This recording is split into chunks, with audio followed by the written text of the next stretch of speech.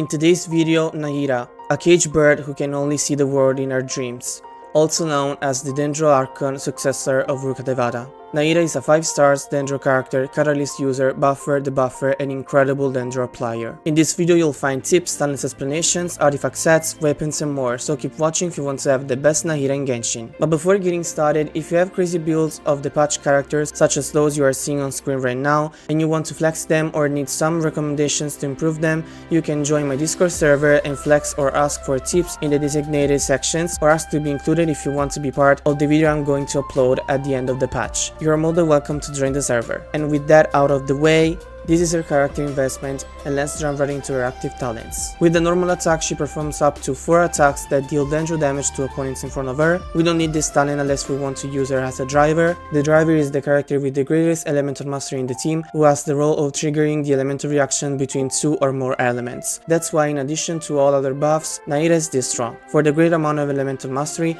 and the fact that she is a catalyst, so every hits are infused with Dendro. So with that being said, we shall go ahead and check her elemental skill. Well, this skill is what I like to call a smash, since it's what she does, a fully charged smash straight into opponent's face. By the way, you won't probably find yourself using this version since the old one is more useful for you. When the skill is held, Nahida enters any mode, which will allow you to select up to 8 opponents. When released, this skill deals Dendro damage to these opponents and marks them with the Seed of Skanda, I think. By the way, opponents who have been marked by the Seed of Skanda will be linked to one another up till a certain distance. After you trigger elemental reaction, or opponents who are affected by the Seeds of Skanda, or when they take damage from Dendro cores, Nahida will unleash 3 karma purification on the opponents and all connected opponents, dealing Dendro damage based on her attack and elemental mastery. Perfect for crowd opponents, but this skill also has a problem. Dealing with waves of enemies requires her to reapply her elemental skill mark, which is disadvantageous for characters who require long on field time, or if you have strong supports that deal good damage making opponents' HP decrease real quick. So in this case you have to restart the rotation sometimes,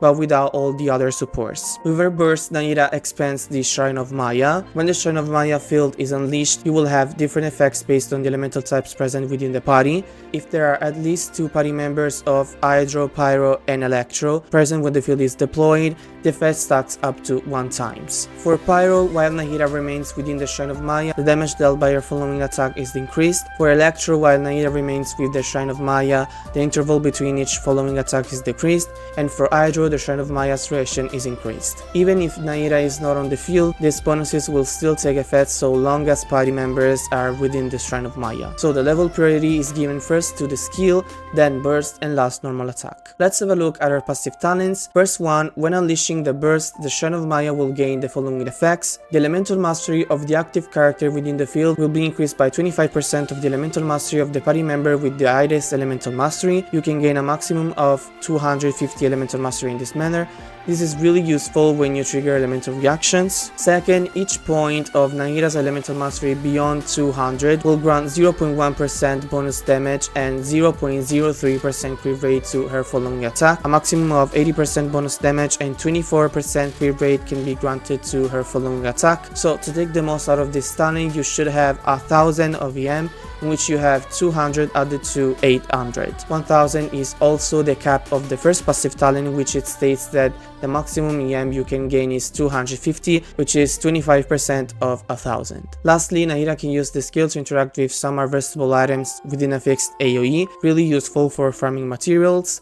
This part means she can read the mind of Sumeru citizens, and we can have a look at her artifacts options now. For 2-piece she can use 2-piece Dendro damage bonus, Deep Wood Memories, 2-piece Elemental Mastery, Wanderer's Troop, Gilded Dreams, Flower of Paradise Lost, and 2-piece Energy Recharge, Emblem of Third Fate, but it's better EM. Also, I don't recommend you to have a 2-piece attack on her since she doesn't need much of it. Focus on the EM she has since both damage and buff are based on it. For 4-piece she can use Deep Wood Memories, which is the perfect one for Dendro supports, gives Dendro damage and opponent's resistance increase to Dendro. If Nahida is the only Dendro character in the team, you have to give her this set, it's a must. For Nahida driver options, we have Gilded Dreams, which will give her EM and or attack based on the elemental types within the party, so this increases her DPS performances. Flower of Paradise Lost, which increases elemental reactions damage, so it's really good for all the teams she can play on. Little recommendation, if you have Nahida built with Flower or Gilded, Try to have a character in the team that wears the Deep Wood to improve her DPS performances. The character doesn't need to be Dendro, they can be Hydro, Electro or Pyro. The important thing is that one in the team has to have it. The rank of her best 4P set is Gilded in 3rd place, Flower in 2nd place and Deep Wood in the 1st place. Main stats are Elemental Mastery on the Sand, Dendro damage on the Goblet and Elemental Mastery on crits on the Circlet.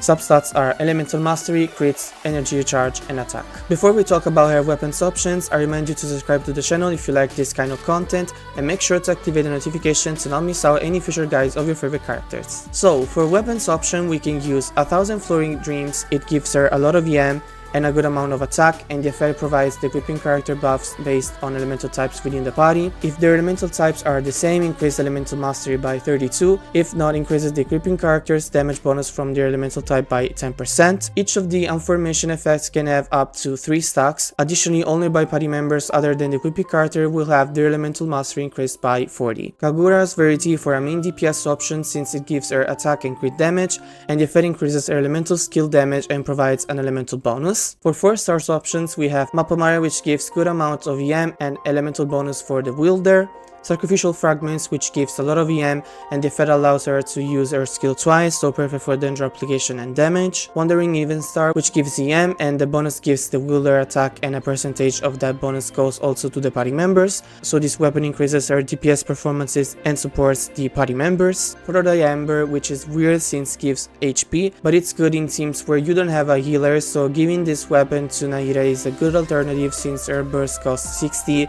and you always want to use it. Let's have a look at her cons.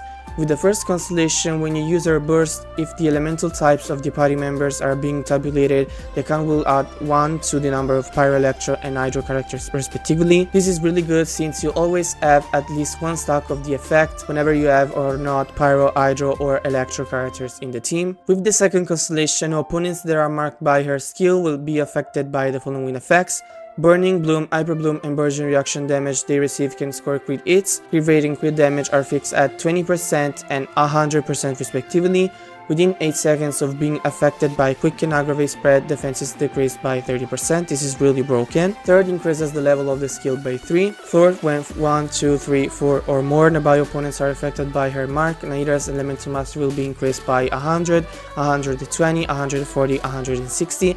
So you would always have 160 more EM if you have crowd opponents. Fifth, increases the level of the burst by 3. And last cons, when NAHIDA hits an opponent affected by her mark with normal or charge attacks, after unleashing her burst, she will use 3 karma purification on this opponent and all connected opponents, dealing Dendro damage based on 200% of NAHIDA's attack and 400% of her elemental mastery. Damage dealt by the following attacks is considered elemental skill damage and can be triggered once every 0.2 seconds. This effect can last up to 10 seconds and will be removed after NAHIDA has unleashed 6 instances of it. This is really strong and makes her become a really strong DPS for your teams. Talking of teams, it's time to have a look at her team comps options.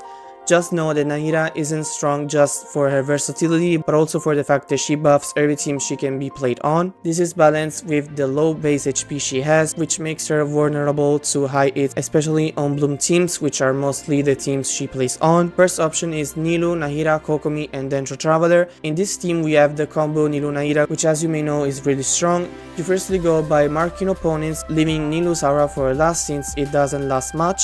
In this case, I like to use Kokomi as a driver since the off-field Dendro application is more than the Hydro application. This team is really fast and strong. Second option is Raiden, NAHIDA, Kuki and Furina for a Hyper Bloom, Quick Bloom team. In this case, NAHIDA and Furina will buff all performances and the energy regeneration will be on point thanks to Raiden, Kuki and the Electro Resonance, so you'll be really fast and strong in terms of damage. You can replace Raiden with any Electro DPS. Third option is Shanling, NAHIDA, Kirara and Xingqiu for a Burgeon team. In this case, it's important for the Pyro character to have a lot of EM since they have to break the seeds, so they will be the last in the rotation. And you will start with NAHIDA as always, then Kirara for shield and Xingqiu for Hydro application and interruption resistance increased. These were just examples. You can use NAHIDA with almost every character in the game and they will be stronger thanks to her. So with that being said, let me know in which teams you want to play her on, and that's all you needed to know about our Archon NAHIDA. I hope this video came useful to you. Don't forget to leave a a comment of what you think of this incredible character. I remind you to subscribe to the channel and also to my TikTok and Instagram accounts, to join my Discord server if you want to participate to the next videos, and we'll see you in the next one. Bye!